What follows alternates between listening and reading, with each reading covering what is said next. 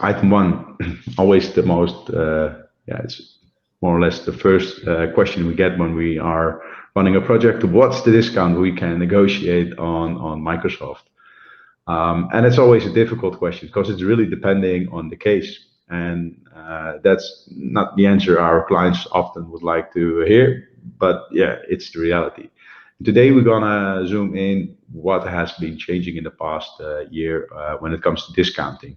Because normally, when we are advising our clients and they are adapting the cloud in one way or another, whether it's partially or it's full to M365 E5, for instance, you see that it was very easy to negotiate a discount with it. But now we see a change in the market.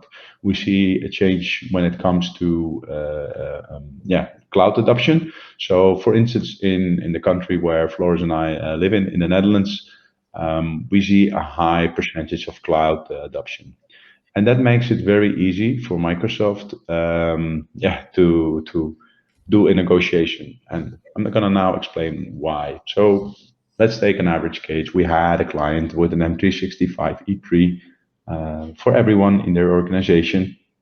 And in the past 3 years, they were adopting the cloud very rapidly, almost used all functionality that is available in the suite. And in the end, there was not really a possibility for the client to move away from M365 E3. Not that it what should have, but it was very hard to do the negotiation. And why? Because they were using everything in their agreement. So that makes it a very tough negotiations, and you have to look for other ways to optimize your agreement and look for cost savings. Then again, having said that, for instance, we help a client in India, based in India, which has a different cloud adoption level. It's not as saturated as, for instance, the Dutch market, and it's very easy to yeah, negotiate high discounts. So, for instance, if we have a client that's based in Asia or in specific in India, usually it's very easy to negotiate high discounts. Clients are often not using all of the functionality, but the discount levels are higher. So, for instance, we've seen cases where, yeah, discounts of more than 30% were granted on M365 E3 and E5 without doing too much of an effort in your negotiations. So it really matters where your yeah, where your company is located and with who you are negotiating. So that was something we felt we should share with you. Also, if you have specific, yeah, questions about this, just let us know, or you can ask your questions in the chat, and Floris will let the questions flow to me.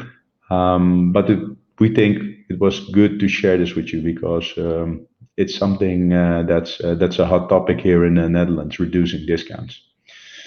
Moving on to the next slide. Again, yeah, for the saturated market, we feel you should pay another focus to the negotiation. You should be very aware that you will not probably get the discount you are aiming for in your negotiation with Microsoft, but therefore it's worthwhile to review your cloud adoption, to look if there is any possibility to profile your user count anymore. See if there are caps in your rollout. We've seen actually quite a lot of cases where clients were over licensed. Sometimes we have seen that users were granted with 2 M365 E3 or E5 subscriptions without any requirement for that. And that on its own, often that optimization, we've seen in all cases that can reduce your costs with 10 to 15%.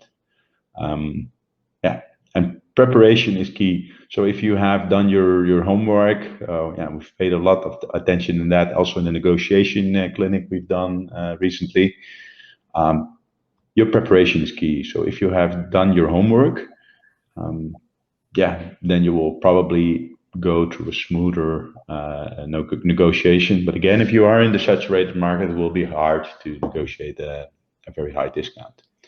So for the non-saturated markets, you should investigate your on-premise environment. Check if you can do business as usual by procuring cloud licenses.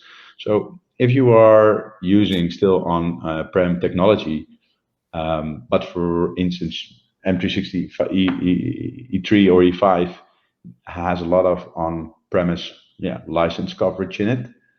If that can be cheaper than using the on-prem license you have now in your enterprise agreement, you should really consider that as well. Again, that does require a very thorough research, so you should do that well considered. But it could be very beneficial if you are located in a market where the cloud is not adopted yet. Towards the future, the non-saturated market will be saturated as well, because it will be just a matter of time before the whole world will adopt the cloud, and it will probably change the way we negotiate with Microsoft. They are more or less becoming a market leader when it comes to the whole modern workplace technology. So you should do it very well considered, and also take a look at hybrid alternatives where you still have the possibility to move away from the whole cloud proposition.